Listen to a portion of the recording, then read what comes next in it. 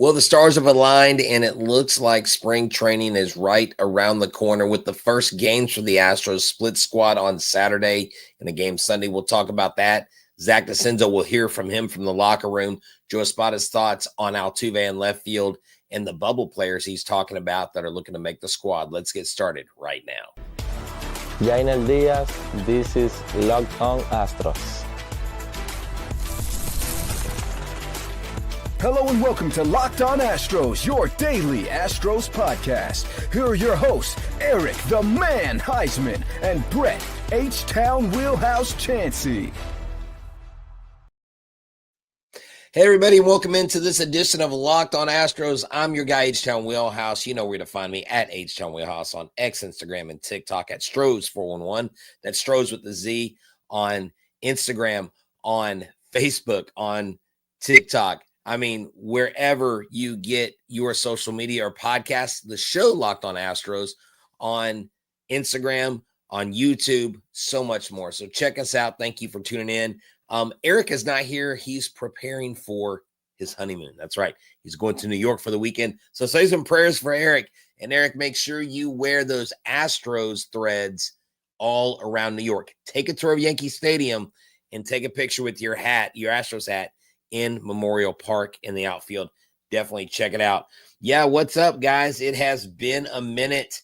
Mr. Moreno, thank you for coming in. Mama Wheelhouse is here. Panda, RO Kits 27, that's right. Jay Garcia, Mr. Richard, the OG, and so many more. Beast Ben, if I don't see you, I'll get to you in a second. Savage, Not Insane, Fellow, Howard Yellow Jacket, Stingham Jackets, and Mr. USMC himself, iElbow, and so many more. So thank y'all for tuning in. I'll try to get to your questions here in a second.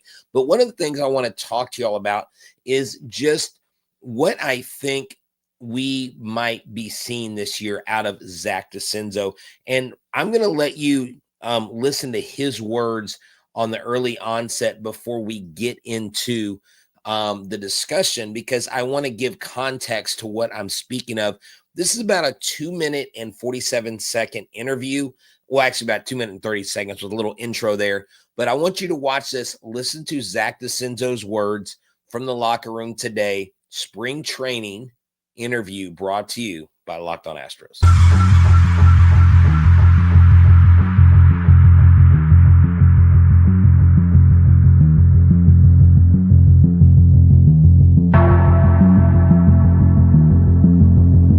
I think it's definitely tremendous help. I think my month or so that I was up there in the big leagues, I learned a lot about myself and just about what it takes to be a big leaguer and have success up there. So coming into the season this year, kind of already got my feet wet. I think it's going to be a little bit easier of a transition getting back there this year. When you make that jump and you go to that, when you get up there, you played for a month. How do you use that now, like during spring, to kind of keep yourself at that level? Yeah, well, I was fortunate enough to play around so many great competitors with and against. I was able to learn a lot from them and just about, routine, mentality, things like that, what it takes to be successful. So coming into camp, just kind of not copying those guys, but taking some things from those guys and incorporating them into my routine and just my mentality and approach towards everything. Is it kind of true then, like, you play up to your level, a talent that you're at, like, when you're in other minor leagues, that's something, but when you get up to that level, does that kind of increase, your level of ability and things, you kind of step it up, so to speak? Yeah, I mean, being around the best of the best, competing and playing with the best of the best definitely elevates your game a little bit. And I think I took what I learned last year and my experiences and went into the off season with that kind of, like, let's grind and get better mentality. And I think it was definitely a great off season for me, and hopefully we'll see things pay off this year. Learning to play the outfield. You went down to winter ball in Puerto Rico, right? Yeah. What was that like playing in Puerto Rico, kind of running the outfield? Yeah, it was great. The Puerto Rican league was awesome. I had a lot of fun.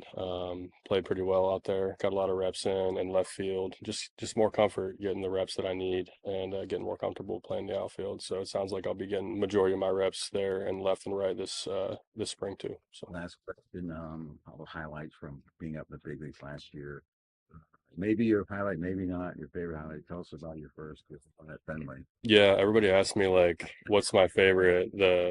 Which one means more to me, the Fenway homer or the Cleveland one? I'm kind of torn in between, but that first Fenway home run that I hit was amazing. It was such a cool experience for me to do it in such a historic ballpark. Never gonna forget that one. Unfortunately, couldn't get the ball, but I got the bats, and so I'll have that to hang on to. That's cool. Thanks, Yeah. Zach. Awesome. Thanks, man. Thanks, guys. Look at that. Zach Dezenzo, I think, is ready. I really think his trip to Puerto Rico is going to pay off. And look, that's what you want because Zach is getting used to the outfield. He looks to be playing some corner outfield. So his days of being in the infield or third base or wherever probably are numbered just because, look, this kid, when he is given the opportunity, I believe is going to be able to mash some baseballs to left field in the Crawford boxes to also play left field. I think he's locked in, and you need these guys to be locked in because this Jose Altuve situation is actually a very fluid one. And I think I'm coming down a little bit off of my, I guess, annoyance of what I figured was just a lot of Altuve bashing. And the more I looked into it, the more I've understood that, look, Jose Altuve is 35. He is declining defensively. And something I didn't think about, and, probably to my chagrin, not to my credit, didn't really look at the reasons why. And there's a lot of information out there that shows that since the banning of the shift, Jose Altuve has struggled at times. Now, it doesn't mean he's not a great player. It doesn't mean that he isn't an all-star second baseman or rated as the number 2 second baseman by MLB Network. But Jose Altuve is the one that is on board with this. But you've got him possibly manning left field for part of the time. You have Dezenzo who can man left field. Then you have Yordan Alvarez who can man left field. So you've got several options out there. You need Zach Dezenzo to go out there and be dialed in. This kid is someone that I think has a lot more promise than I think someone like a Shea Whitcomb, someone like a Kennedy Corona. I think Zach Dezenzo can stick at least as a guy coming off the bench or a guy that doesn't start every day to give you some key at bats. You remember that massive home run he talked about in Fenway Park. He did homer also on the road in Cleveland as well. And so he is focused. His work in Puerto Rico, I believe, paid off. And Joe Espada said when he was down there, he saw him doing some great things. It was him. He got the reps. Bryce Matthews was down there, got the reps.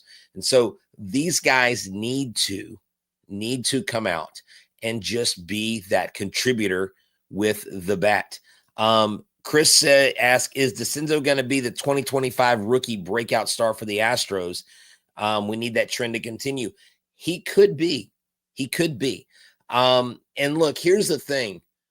Too much like you're giving this kid responsibility, but you're not putting the weight of the world on his shoulders. He's going out there to compete for playing time, which means people aren't really expecting him to do a whole lot. That may bode well for him. Look, sometimes there are guys that they're like diamonds. The more pressure they get, the more they shine, like a Kobe Bryant, like a Nolan Ryan, like just the gritty players in every sport that you think of, and some guys don't need that pressure, okay? The pressure he puts on himself, I mean, the only pressure I think he's going to feel is what he puts on himself. And to me, he seems like he has it dialed in here. And so I wanted to share that with y'all.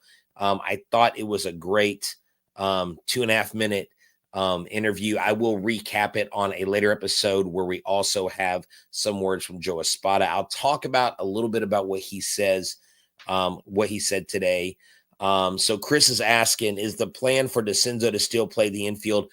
It sounds like he's going to be playing in the outfield. And you'll have to listen to Joe Espada's words when I post his interview after this show. It'll probably go up about 9:30. We got another bold prediction here. Bold prediction: Bryce Matthews gets a chance. He's going to be amazing for the Astros, and hot take would be an amazing center fielder. Look, right now, I can tell you this. According to Joe Espada, that Jake Myers is vying for playing time. He has a glove that they know works, but he has been talked to by Joe Espada, and Joe Espada has said he's talked to him about his bat. And Jake Myers is looking to be more consistent with the bat this year. You know what? We're going to continue to talk about this. I'm going to tell you all the 3 starting pitchers for the first 3 games of the spring training season after these words from our friends at FanDuel. When the game tips off, the NBA action is just getting started. There's no better place to get in the action with FanDuel, America's #1 sports book. With FanDuel, you can place live bets throughout the game. So even if you miss the opening tip-off or you want to be in a fourth quarter comeback, you can stay in the action. And if you're looking for a bigger payout, you can combine your live bets into a same-game parlay.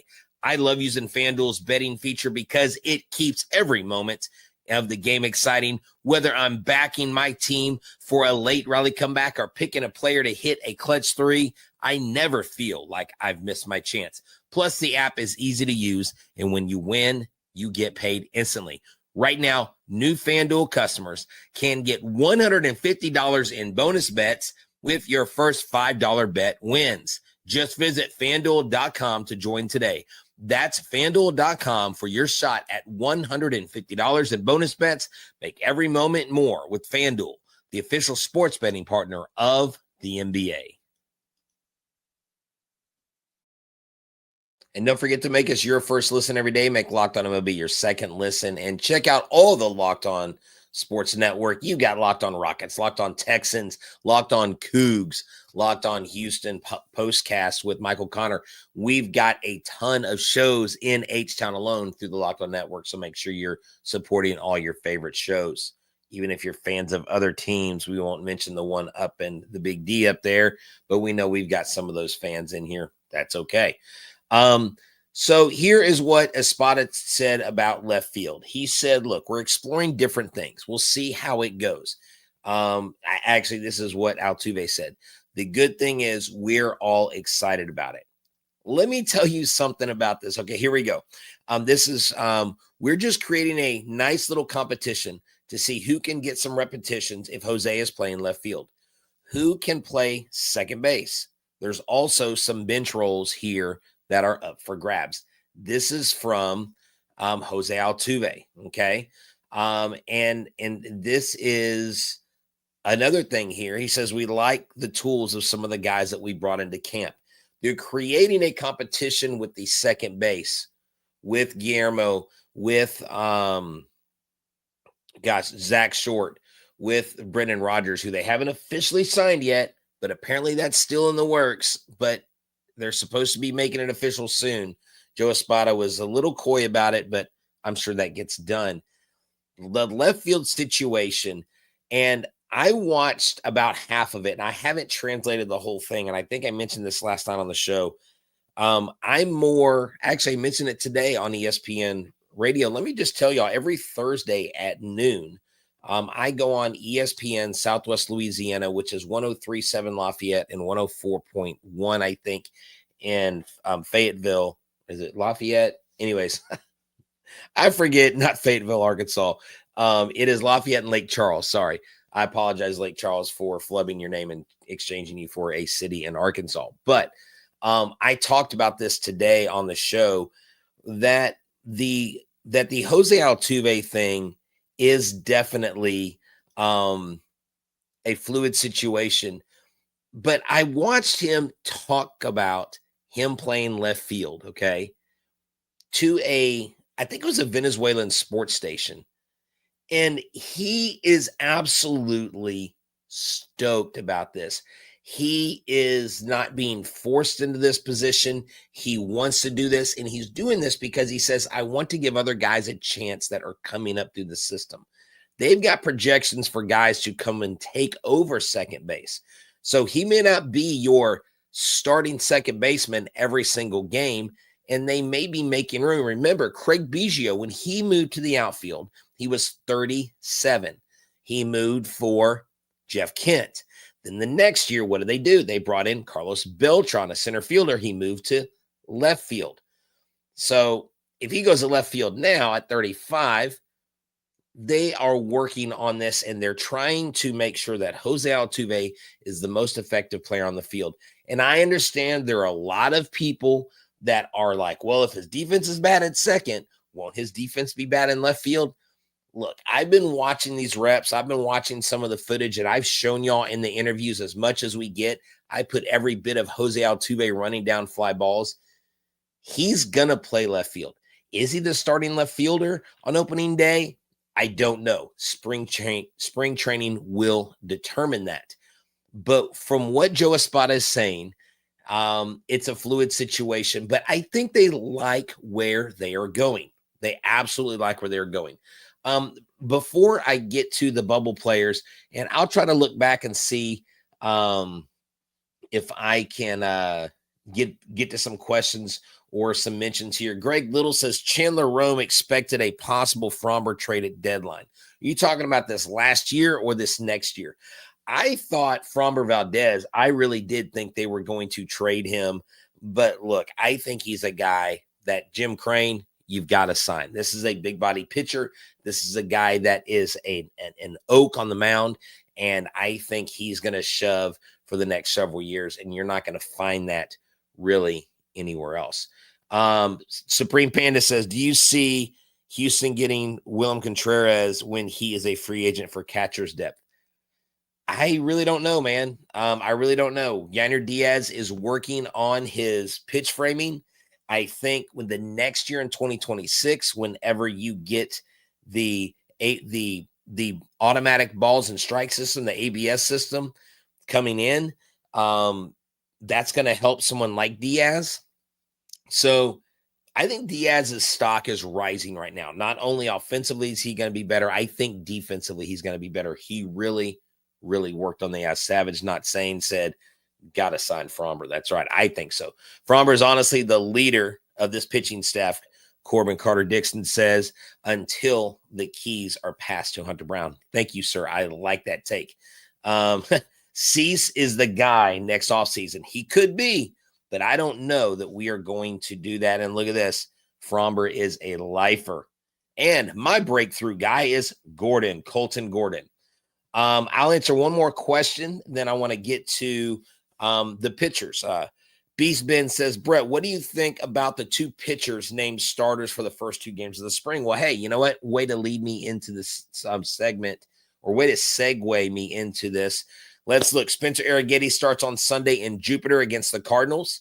Chas McCormick, Jake Myers, and Zach Dezenzo will play the outfield on Saturday in the home game against the Nats. I believe Colton Gordon and Ryan Gusto will be the pitchers for Saturday on the split squad. Look, I like it. These young guys are going to get reps early. I am excited to see what they're going to do on the mound. I think we got three stellar pitchers: Colton Gordon, Chris's breakout guy, Ryan Gusto, who we didn't get to see make his major league debut because the last game of the season was non-consequential to anybody in the standings, and the weather stopped the game. So they're like, we don't have to have the game. We already know what's going to happen. So he didn't get to have his major league debut. Maybe it'll be great because maybe he'll get to have his major league debut in Daikin Park. I mean, who knows? So those three pitchers are going. And I believe he also says that Victor Caratini is going to be traveling to Port St. Lucie, Florida, which is the Mets. And then I think Salazar is going to be catching the home game with Gusto. I may have that flipped. Make sure you watch the Espada interview tonight. I didn't write physical notes down, so I do apologize if I've misspoken there. To each their own, but I'm with Chandler Rome. He said 100% he walks or is traded. Look, Greg Little, you may be right.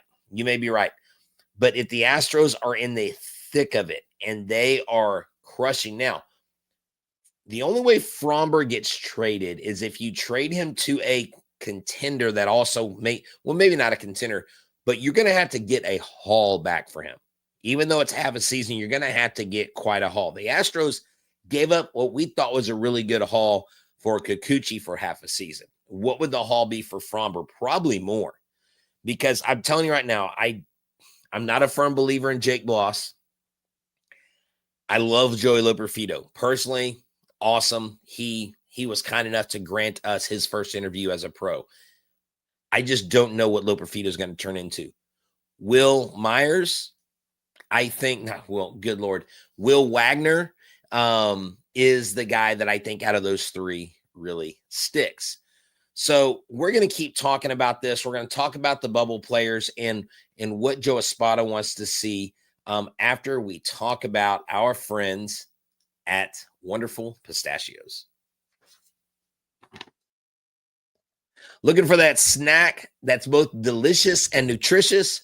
We'll crack open a good source of protein with Wonderful Pistachios. What's great about Wonderful Pistachios is they have two different options, and I'll explain that in a second. It's one of the highest protein nuts. Each 1 ounce serving has 6 grams of protein, giving you over 10% of your daily value. Plus, they're packed with fiber and better for you, unsaturated fats to help keep you feeling full longer. If you like the no-shell variety, it's the perfect grab-and-go snack for busy days. Whether you're snacking at the desk or on a road trip, you just need protein boost, well, that's your go-to. And if you love cracking open the shell and that satisfying crunch, get the in-shell options on their classic favorite. Make sure that you check out Wonderful Pistachios today. A great protein source. Again, over 10% your daily value.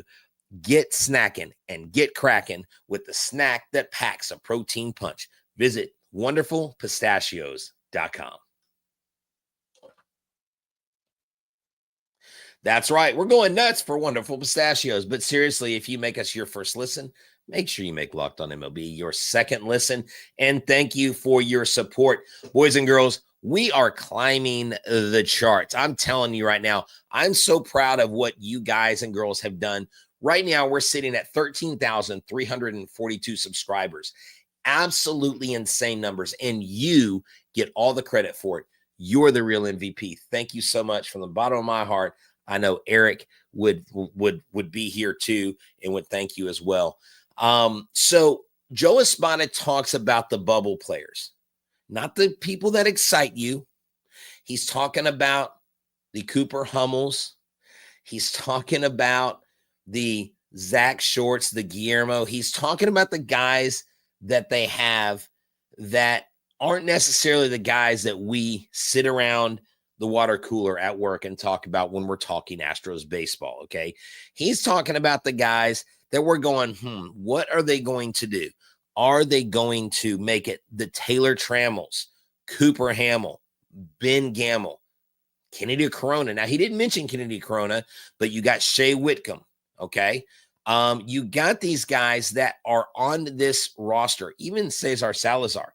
We could possibly carry 3 catchers into the season, and I wouldn't mind that. Salazar is an excellent catcher.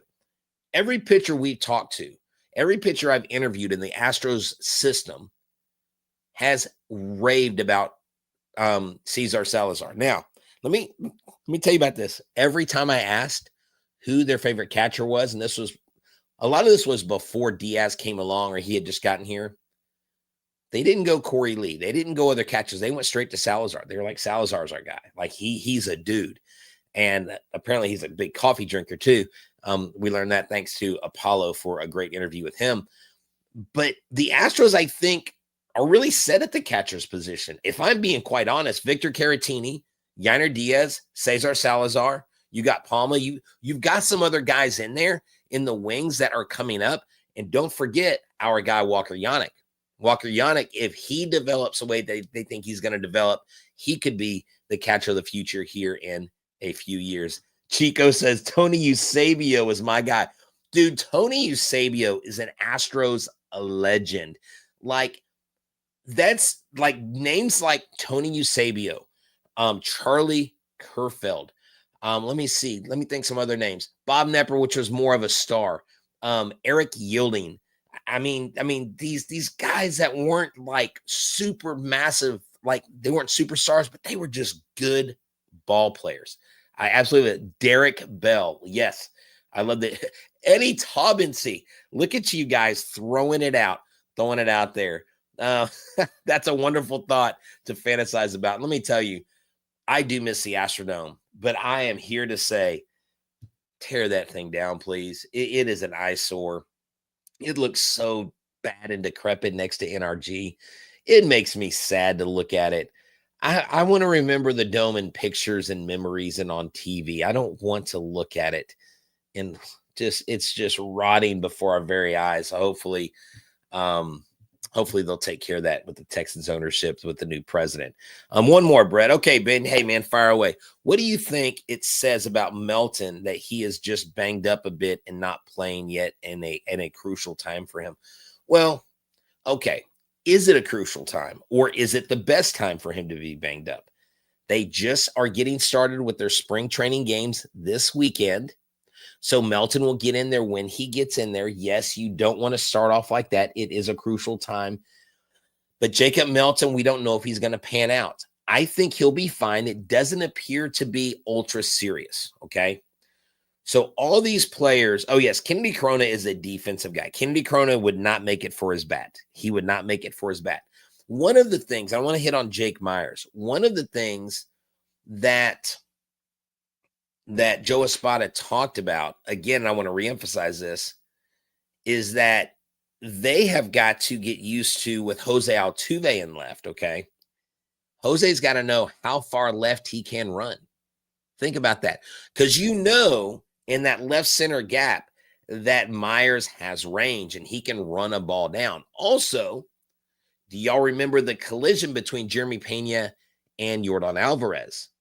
Jose Altuve, even though the outfielder has the call on the ball as he's going into it, the ball going out to the outfield over the infielder, you've got to make sure that Altuve, we told Altuve, you don't have to catch every ball hit towards you. And I was like, you know what? It's probably a good thing. I remember, I've got to share this real quick. I remember, and it was kind of it was a story that kind of ended our season bad. I had this amazing little league team here in League City. We had only lost one game, and it was our last game before the playoffs. It was a game that meant nothing. And my catcher was my star player. This kid, and he was heads above the other players. This kid would catch 3 innings and then he would close the game. And I believe 16 innings, he had 44 strikeouts. The kid had a 985 batting average. I mean, he was a stud, right? Well, there was a pop fly hit, and it was hit to the third baseman. But Corey, if he was within 25 yards of a baseball, he was going after it. This kid sprinted full on, and him and my third baseman, Andrew, collided. And what do you know? Corey broke his radial bone in his throwing hand, in his wrist. He was out for the playoffs. We didn't end up. I was convinced we were going to sweep the playoffs. We had an amazing team. And so I talk about that because that kid, Corey, played with such exuberance. And he literally almost broke his nose in warmups running into a wooden fence in center field, a ball that one of our coaches hit out. And we're like, don't worry about it. And he chased it down and hit his face on the wall. Now, I don't think Altuve is going to be that reckless, but that is the kind of exuberance and excitement that we're seeing. And Altuve's enjoying it and having fun. And so I just hope that we take everything in stride and that, ultimately I do trust the Astros coaches. I do trust their player development people. I see Jason Bell, who we've had on the show. I would love to get him back.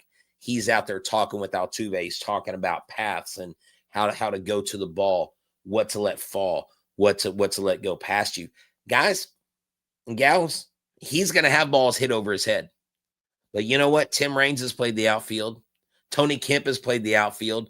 There's a lot of guys that aren't super tall, And there are going to be baseballs that are hit to him that if they were hit to Jordan Alvarez, it'd be a sure catch. So we're just going to have to be patient with it and see what happens.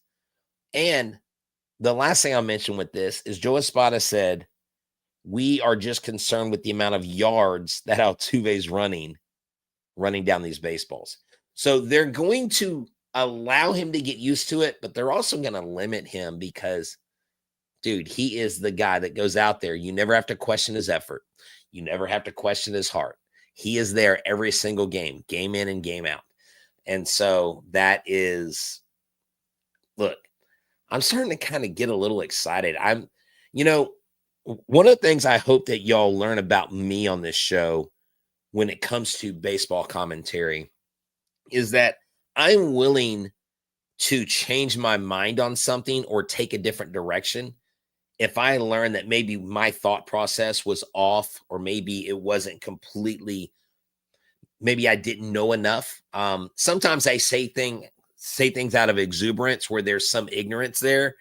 And it's almost like this innocent, like, I'm not trying to be wrong, but when I go back and listen to the comments I make, or I put something out, I write an article, I start thinking about it. So if I'm doing that for me, imagine what the Astros are doing. Imagine what their analytical guys are doing. They're examining everything. We had Meyer since 2020. He is who he is. You know what, Greg? There is a lot of truth to that. There's a lot of truth to that.